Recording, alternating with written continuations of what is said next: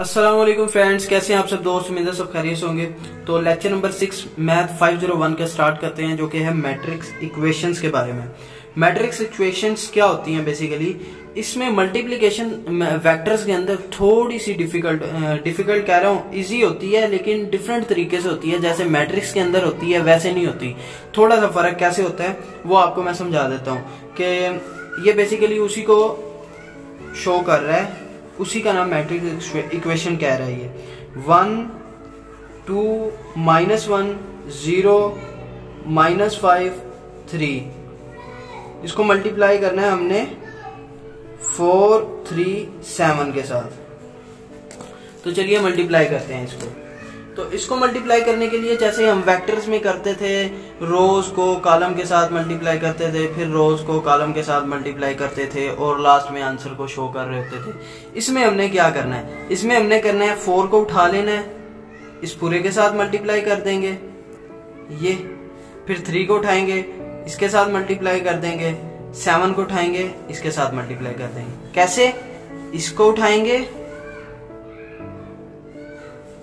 इस पूरे कॉलम के साथ मल्टीप्लाई कर देंगे 1 0 +3, इस सेकंड कॉलम को उठा लेंगे 2 -5, थर्ड एंट्री को उठा लेंगे +7 -1 और 3। तो अब मल्टीप्लाई करने के बाद हमारे पास 4 0 आ जाएगा, प्लस 6 -15 प्लस -7 और 21। अब इनको ऐड कर देंगे आपस में। ऐड करने के बाद हमारे पास आंसर आएगा 10 -7 3 -15 प्लस 21, हमारे पास आ जाएगा 6।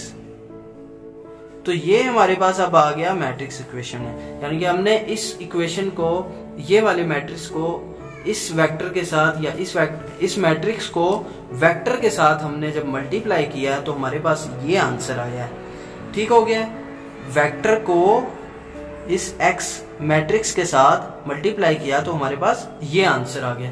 तो बेसिकली इसको ऐसे ही हमने मल्टीप्लाई करना है जब भी किसी वेक्टर को मैट्रिक्स के साथ मल्टीप्लाई करना है। दोबारा सुन लें, इसको हमने पहले को उठाना है और दूसरे के कॉलम को उठाना है, यानी कि मैट्रिक्स के कॉलम को पहले को उठाना है और इसके साथ मल्टीप्लाई करना है, फिर दूसरी एंट्री को उठाना है दूसरे कॉलम के साथ, तीसरी एंट्री को तीसरे कॉलम के साथ, और उनको आपस में मैशअप कर देना है, मिला देना है, जोड़ देना है, प्लस कर देना है। ठीक है। तो नेक्स्ट आगे चलते हैं। इसके अंदर मुख्तलिफ एग्जाम्पल्स दी गई हैं, आप एग्जाम्पल्स को देख लीजिएगा।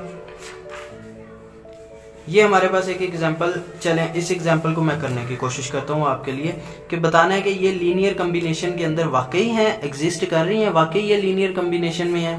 तो ए हमारे पास है a = 4 0 2 -2,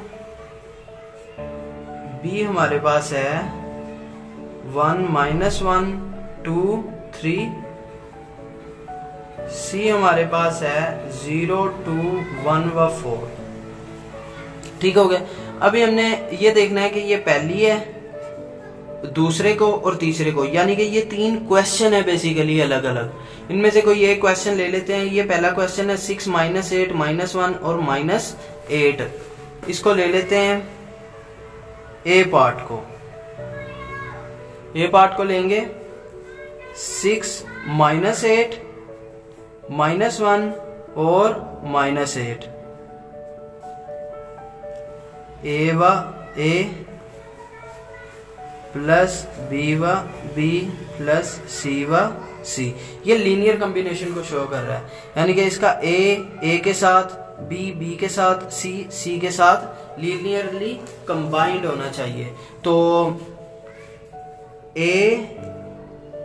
ये हमारे पास ये वाला ले लेते हैं 4। अभी जनरल इक्वेशन हम निकालने की कोशिश कर रहे हैं। 2 -2 प्लस b, ये वाला b 1 -1 2 3 प्लस c, ये वाला c 0 2 1 व 4। हमने जब इसको सोल्व किया तो हमारे पास ये आ गया 4, ये सबके साथ मल्टीप्लाई हो गया, 4a 0 2a माइनस 2a, ठीक हो गया, plus b minus b 2b 3b plus 0 2c c और 4c। ये अब हमारे पास मैट्रिक्स जो है ना वो इस शेप के अंदर आ गया। अब हमने सबको ऐड कर देना है, जो कि हमारे पास जिस तरह से ये मैट्रिक्स अवेलेबल है उनको हम ऐड कर देंगे।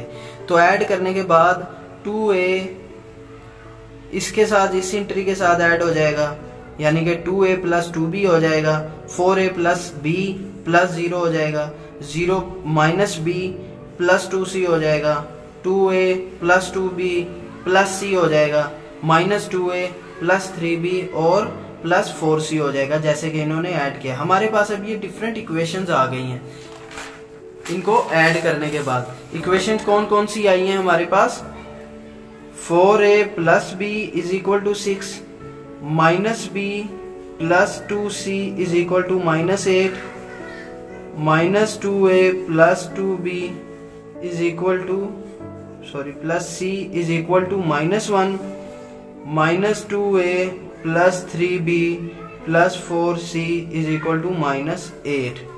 अब ये इक्वेशंस आ गई हैं, इसको हम कैसे फाइंड कर सकते हैं? इनमें से हम कोई ना कोई एक वैल्यू फाइंड कर सकते हैं, जैसे कि यहाँ से हम c की वैल्यू या फिर a की वैल्यू निकाल सकते हैं b को सब्सट्रैक्ट करके। वो कैसे कि इक्वेशन 1 को इक्वेशन 2 में से माइनस कर दिया जाए अगर, तो हमारे पास c की या फिर a की वैल्यू आ सकती है। तो 4a plus b minus b plus 2c, ठीक हो गया। तो ये हमारे पास है 6, ये हमारे पास है 8।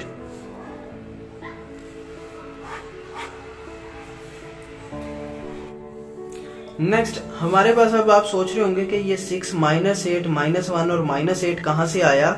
तो ये हमारे पास सेम एज इट इज ये वाला आया है कि a जो हमारे पास गिवन था 6 माइनस 8 माइनस 1 और माइनस 8, हमने इसको फाइंड करना है, तो इसलिए हमने ये इक्वल के आगे ये वाली वैल्यूज लगा दी हैं। जब हम दूसरे को फाइंड कर रहे होंगे तो हम आगे 0 लगा देंगे, और जब c को फाइंड कर रहे होंगे तो c की जगह पे हम ये वाले वैल्यूज जो हैं ये लगा देंगे, इस जगह पे 6 0 3 व 8 लगा देंगे। तो जब हमने इसको रो रिडक्शन के जरिए भी हम कर सकते हैं, लेकिन हम आपस में सब्ट्रैक्ट या मल्टीप्लाई करके इक्वेशंस को तो आंसर निकाल सकते हैं। जैसे कि इक्वेशन 4 और इक्वेशन 3 को जब हम सब्ट्रैक्ट करते हैं तो हमारे पास ये वाली इक्वेशन आ जाती है, जिसको हम इक्वेशन 5 कह देते हैं। और इक्वेशन 5 को जब हम सब्ट्रैक्ट करते हैं 2 से, इक्वेशन 5 को जब हम 2 से सब्ट्रैक्ट करते हैं तो हमारे पास c की वैल्यू आ जाएगी, c की वैल्यू -3 आ गई। तो -3 हम पुट कर देते हैं इसमें, तो हमारे पास b की वैल्यू आ जाएगी। b और c, b की वैल्यू जब इसमें हम पुट करेंगे तो हमारे पास a की वैल्यू आ जाएगी। a, b और c तीनों की वैल्यू जब हमारे पास आ गई, इट मीन दैट 2 1 6 एग्जिस्ट कर रही हैं।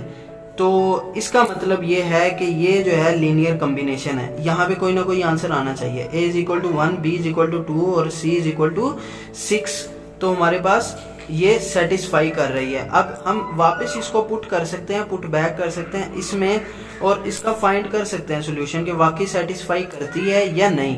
Now we check whether satisfy this equation 1 और नॉट। इक्वेशन 1 में जब हम पुट करते हैं a is equal to 1, b is equal to 2, जब हमने पुट किया तो हमारे पास 6 आंसर आ गया। इट मीन दैट कि ये वाकई सेटिस्फाई कर रही है a इज इक्वल टू 1 और b इज इक्वल टू 2 पे।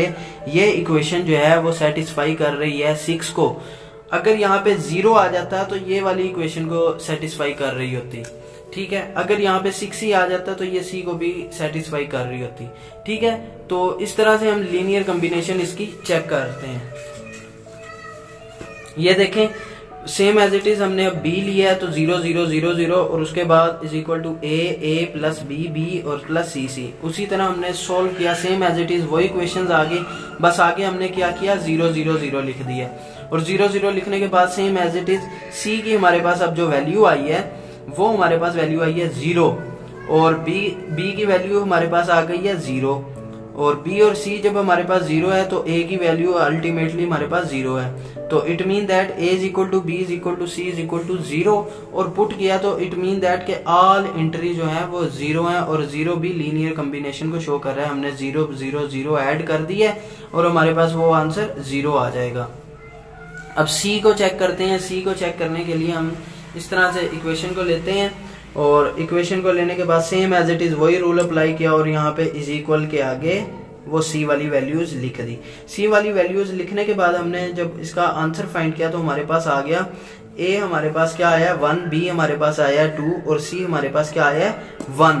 तो उसको हमने चेक किया कि वाकई सेटिस्फाई कर रही है कि नहीं। जब हमने ए और बी की वैल्यू पुट की इक्वेशन नंबर 1 के अंदर तो हमारे पास 6 आंसर आ गया। इट मीन दैट कि ये सेटिस्फाई कर रही है और हमने फिर इसको इस लीनियर कॉम्बिनेशन के अंदर लिख दिया कि ये एग्जिस्ट करती है और लीनियर कॉम्बिनेशन के अंदर अवेलेबल है।